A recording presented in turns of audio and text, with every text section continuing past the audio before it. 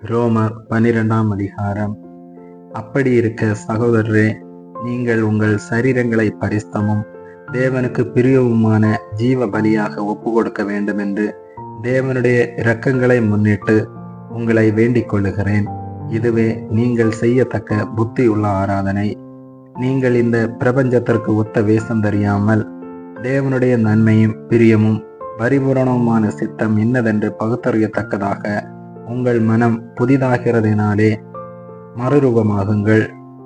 அல்லாமலும் எனக்கு அருளப்பட்ட கிருபையினாலே நான் சொல்லுகிறதாவது, உங்களில் எவனானாலும் தன்னை குறித்து எண்ண வேண்டியதற்கு மிஞ்சி எண்ணாமல் அவனவனுக்கு தேவன் பகிர்ந்த விசுவாச அளவின்படியே தெளிந்த எண்ணமுள்ளவனாய் எண்ண வேண்டும். ஏனெனில் நமக்கு ஒரே சரீரத்திலே அநேக அவயங்கள் இருந்தும் எல்லா அவயங்களும் ஒரே தொழில் இராதது போல அநேகராகிய நாமும் கிறிஸ்துவுக்குள் ஒரே சரீரமாயிருக்க ஒருவருக்கொருவர் அவயங்களாயிருக்கிறோம். நமக்கு அருளப்பட்ட கிருபையின்படியே நாம் வெவ்வேறான வரங்கள் உள்ளவர்களானபடியினாலே நம்மில் தீர்க்க தரிசனம் சொல்லுகிற வரத்தையுடையவன் விசுவாச பிரமாணத்துக்கு கேட்டதாக சொல்லக்கடவன். ஊழியம் செய்கிறவன் ஊழியத்திலும், போதிக்கிறவன் போதிக்கிறதிலும், புத்தி சொல்லுகிறவன் புத்தி சொல்லுகிறதிலும் தரித்திருக்க கடவன்.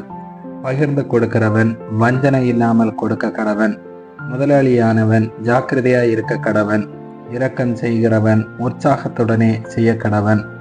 உங்கள் அன்பு மாயமற்றதாயிருப்பதாக. தீமையை வெறுத்து நன்மையை பற்றி கொண்டிருங்கள். சகோதர சிநேகத்திலே ஒருவர் மேலொருவர் பட்சமாயிருங்கள். கனம் பண்ணுகிறதிலே ஒருவருக்கொருவர் முந்திக் கொள்ளுங்கள். அசதியாயிராமல் ஜாக்கிரதையாயிருங்கள். ஆவியிலே அனலாயிருங்கள். கர்த்தருக்கு ஊழியம் செய்யுங்கள். நம்பிக்கையிலே சந்தோஷமாயிருங்கள். உபத்திரவத்திலே பொறுமையாயிருங்கள். ஜெபத்திலே உறுதியாய் தரித்திருங்கள். பரிசுத்தவான்களுடைய குறைவில் அவர்களுக்கு உதவி செய்யுங்கள். அந்நியரை உபசரிக்க நாடுங்கள். உங்களை துன்பப்படுத்துகிறவர்களை ஆசீர்வதியுங்கள். ஆசீர்வதிக்க வேண்டியதே அன்றி சபியாதிருங்கள். சந்தோஷப்படுகிறவர்களுடனே சந்தோஷப்படுங்கள். அழுகிறவர்களுடனே அழுங்கள். ஒருவரோடொருவர் ஏக சிந்தையுள்ளவர்களாயிருங்கள். மேட்டுமையானவைகளை சிந்தியாமல் தாழ்மையானவர்களுக்கு இணங்குங்கள். உங்களையே புத்திமான்கள் என்று எண்ணாதிருங்கள்.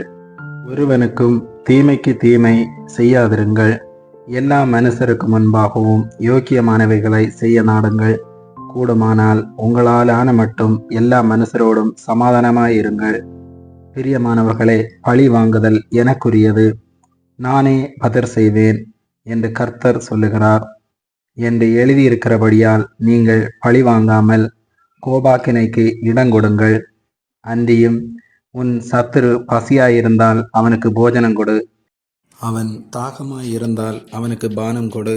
நீ இப்படி செய்வதனால் அக்கினி தழலை அவன் தலைர் மேல் குவிப்பாய். நீ தீமையினாலே வெல்லப்படாமல் தீமையை நன்மையினாலே வெல்லு. ஆமேன்.